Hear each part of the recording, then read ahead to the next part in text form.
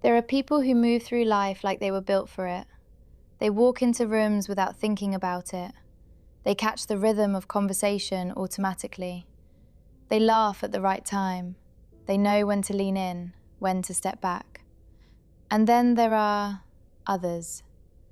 This is Z and Cruz, and this week's episode is called The Unreal Vanilla Sky. These others aren't loners, not miserable, not incapable, just slightly out of alignment. They show up, they function, they do what they're supposed to do. But underneath it, something always feels half a step off, like the world is running on a frequency most people tune into without trying, and they're still adjusting the dial. They observe before they speak. They rehearse before they respond. They read the emotional temperature of a room instead of just living in it. It's not dramatic, it's subtle. It's not, I hate this place. It's more like, I don't think I fit into the architecture of it. Conversations move forward and they're in them, but something feels slightly delayed. Connections happen, but they don't quite settle. There's this constant sense of being present and separate at the same time. Like a visitor who's learned the customs well enough to pass. And the strange part isn't that other people don't understand them, it's that they can't fully explain the misalignment either. They can describe the world, they can analyze people, they can see patterns everywhere. But when someone asks who they are inside all of it, the answer gets blurry. Not broken, just unanchored. So they drift, not lost, just not calibrated. And for the ones who feel that way, the distance doesn't stop when the room empties. It follows them home. They can be surrounded by warmth, laughter, conversation, and still feel like they're watching it happen instead of fully inside it. Not because they don't care, not because they don't want closeness, but because something always feels slightly out of reach. They listen carefully. They study reactions. They try to respond in ways that land correctly. And sometimes it works. But even then, there's this quiet question underneath it. Did they understand me, or did they just accept the edited version? Over time, they get very good at editing, softening certain thoughts, shortening explanations, leaving out the parts that feel too layered to unpack in normal conversation.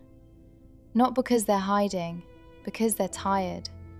Because explaining the full shape of their inner world can feel like trying to describe a colour no one else sees. Sometimes people imagine outsiders as quiet, but that's not always true. Many of them learn to perform normalcy very well. They laugh, they participate, they tell stories, they contribute to the conversation, and for a while it even feels convincing. But inside, there's often another layer running quietly underneath everything. A second stream of awareness, watching the moment while also being inside it. Not judging, just noticing. The tone of someone's voice when they say they're fine. The pause that happens half a second too long before someone answers a question. The subtle shift in energy when a room realizes something uncomfortable has been said. Most people move past those moments quickly, but the outsider lingers on them. They replay them later. They wonder what was really happening beneath the surface. And over time, that habit changes the way the world feels. Moments stop being simple, they become layered. A conversation isn't just a conversation anymore. It's tone, context, subtext, timing, intention. It's what was said and what wasn't. And sometimes that depth of perception creates a strange distance, because when you see too many layers, it becomes harder to fully surrender to the moment itself. You're always just slightly outside it, not detached, not cold, just aware. Aware of how fragile moments are, how temporary people can be, how quickly a room full of laughter can become a memory. And maybe that's why some people drift through life the way they do.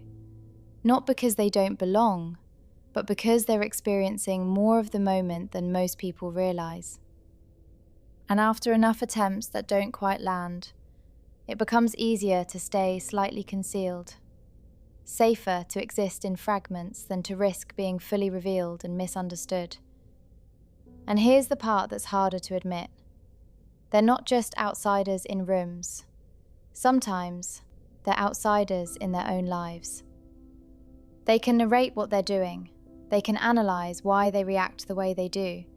They can trace their own patterns.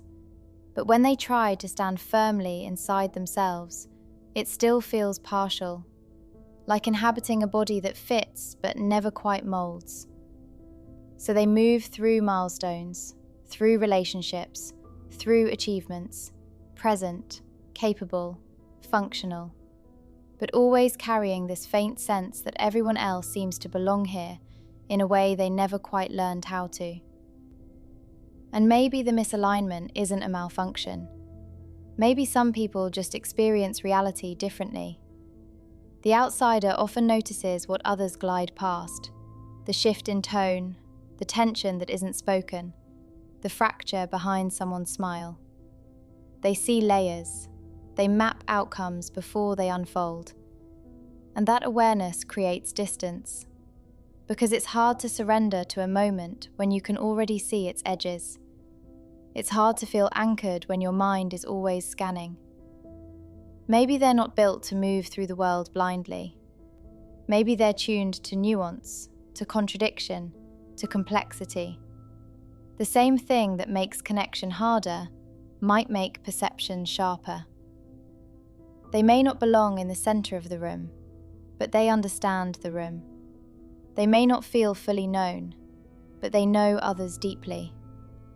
And maybe that's the trade, to observe more, to feel more, to notice more, even if it means never fully dissolving into that easy sense of belonging. The film Vanilla Sky reminds me of these others in these moments. It sticks with people, not because of the twist, but because of that underlying feeling. Everything in David's life looks fine, more than fine. Success, love, a future, and yet something is always slightly off.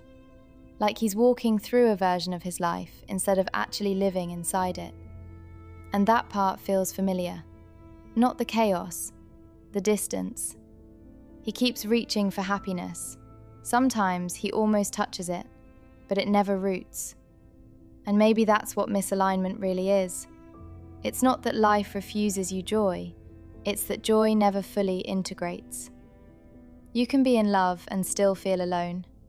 You can be surrounded and still feel like you're translating yourself. You can achieve something and still feel like you're watching it happen from just behind your own eyes. And eventually the question surfaces, is it the world or is it me? The film doesn't give you comfort, it just leaves you with that image, standing at the edge, looking out at something vast and blue and almost perfect, and asking whether you're brave enough to wake up, or whether this is just what existing feels like. Maybe some people aren't meant to dissolve into their lives.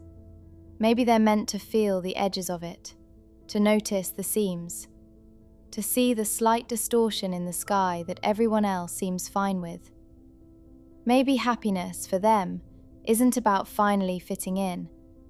Maybe it's about learning to stand in that open space without needing it to resolve. Maybe some people were never built for the room in the first place.